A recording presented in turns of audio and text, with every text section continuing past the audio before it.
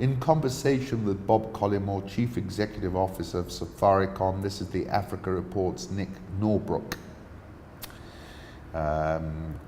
He's saying the gentle chirrup of birdsong and the jazz radio playing in the large sitting room behind, it is hard to disagree.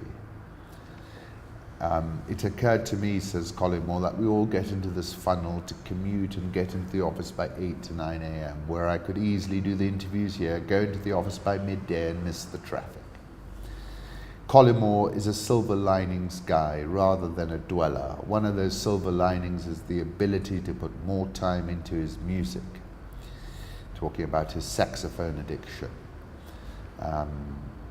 Saying that he does not believe the real competition is going to come from Airtel or Telkom. For all the kudos Safaricom won worldwide for its mobile payments platform M-Pesa, you can pay for things with your Fitbit now, he said.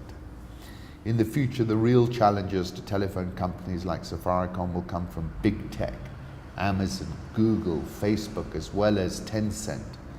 WhatsApp has launched a payments trial in India. If WhatsApp gets into payments and comes to Kenya, what will Safaricom do?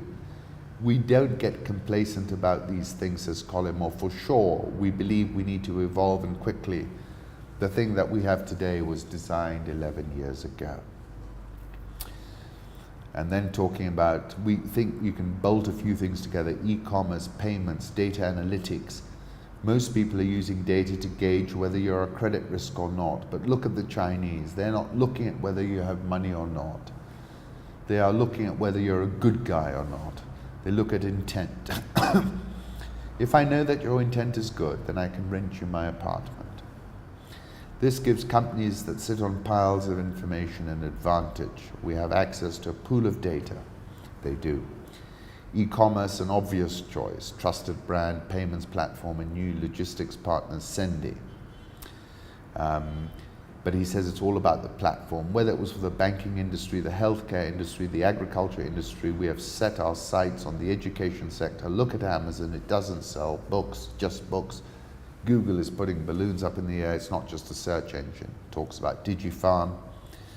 His own tenure, which comes to an end in August 2019, has been about consolidation and profitable pivots to M-Pesa and data. Investing $100 in the company when he began would have seen that money grow nearly tenfold. It is clear, he said, that the company needs a successor with yet another set of skills as the chapter of the ubiquitous platform begins.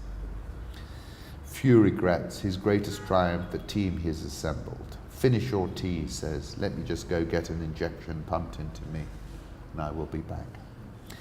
Safaricom closed on Friday at 27.55. Its market cap is $10.966 billion. Its price earnings ratio is 19.964, and its total first half revenue was 1.22 billion.